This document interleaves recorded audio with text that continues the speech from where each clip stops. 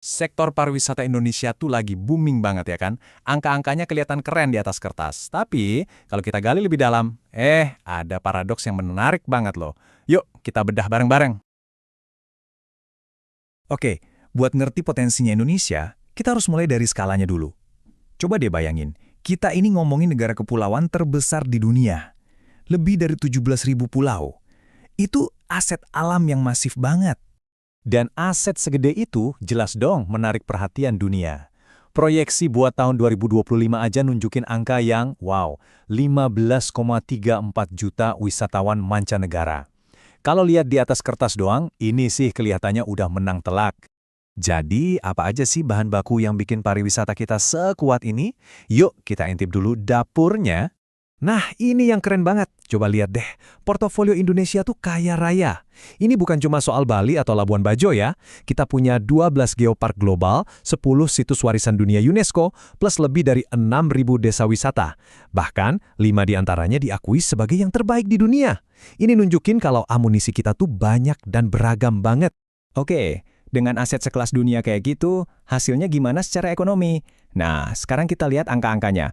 Ini benar-benar ngasih gambaran pemulihan pasca pandemi yang kuat banget. Coba perhatiin tabel ini. Angkanya bener-bener luar biasa.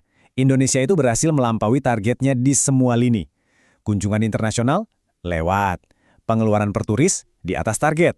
Total pendapatan? Tembus 18,5 miliar dolar AS.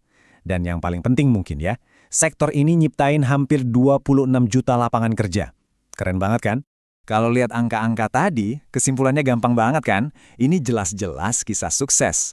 Tapi, apa ceritanya emang sesimpel itu? Dan disinilah paradoksnya muncul.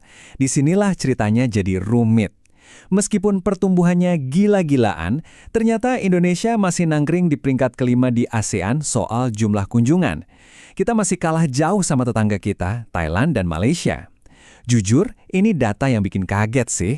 Nah, ini jadi pertanyaan besarnya kan? Dengan semua aset dan pertumbuhan yang udah kita lihat tadi, kenapa Indonesia belum bisa jadi rajanya pariwisata di kawasan ini? Apa sih yang sebenarnya nahan kita? Oke, jawabannya ternyata ada di dua tantangan struktural yang utama. Yuk kita coba pecahin kodenya satu persatu, kita cari tahu apa biang keroknya. Menurut Menteri Pariwisata, biang keladinya ada dua, konektivitas dan kebijakan visa. Gampangnya gini, yang satu itu masalah logistik, gimana caranya orang bisa gerak dengan gampang di negara kepulauan. Satunya lagi masalah strategis, gimana kita ngatur kebijakan perbatasan biar tetap kompetitif. Masalah konektivitas ini, ini nyata banget sih. Coba deh bayangin, harga tiket pesawat domestik yang kadang lebih mahal dari ke luar negeri. Armada pesawat yang belum pulih total sejak pandemi, plus rute penerbangan antar destinasi yang nggak merata. Semua ini bikin jalan-jalan di dalam negeri itu jadi susah dan mahal. Bukan cuma buat turis asing loh, tapi buat kita-kita juga. Terus ada dilema visa. Ini agak tricky. Di satu sisi, biaya visa itu kan ngasih pemasukan langsung ke negara ya kan? Tapi di sisi lain, tetangga kita tuh nawarin bebas visa yang lebih gampang dan lebih banyak, yang bikin mereka jadi lebih menarik. Jadi ini kayak pertarungan antara untung sekarang atau untung jangka panjang.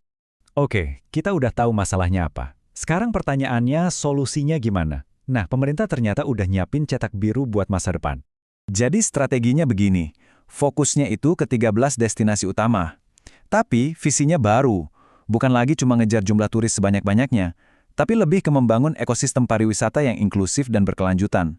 Jadi semua kebagian dan lingkungannya tetap terjaga. Rencana ini punya 5 pilar utama. Pertama, keamanan dan keselamatan turis diperkuat. Kedua, kualitas desa-desa wisata di-upgrade. Ketiga, dikembangin paket-paket wisata tematik, misalnya kuliner atau wellness. Keempat, promosi besar-besaran buat acara skala internasional bikinan Indonesia. Dan kelima, tentu aja, manfaatin teknologi digital atau Tourism 5.0. Kutipan dari Menteri Widianti ini benar-benar ngerangkum filosofi barunya. Jadi pariwisata itu bukan cuma soal jual tempat-tempat indah aja, tapi soal ngebangun sebuah ekosistem utuh yang melibatkan masyarakat, budaya lokal, dan lingkungan. Keren kan? Rencananya kedengeran hebat, visinya juga kuat banget. Tapi ya kita semua tahu lah ya, tantangan terbesarnya itu selalu ada di eksekusinya, di implementasinya. Visi akhirnya itu emang gede banget. Pariwisata itu diharapkan bukan cuma jadi mesin pencetak uang, tapi jadi kekuatan pemersatu yang bisa bawa kesejahteraan dan juga kebanggaan buat kita semua sebagai bangsa. Jadi taruhannya ini tinggi banget.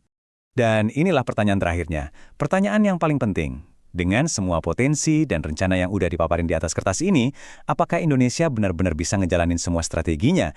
Bisa nggak kita jembatani kesenjangan antara rencana di atas kertas dengan surga yang sebenarnya kita punya? Nah, itu yang patut kita tunggu.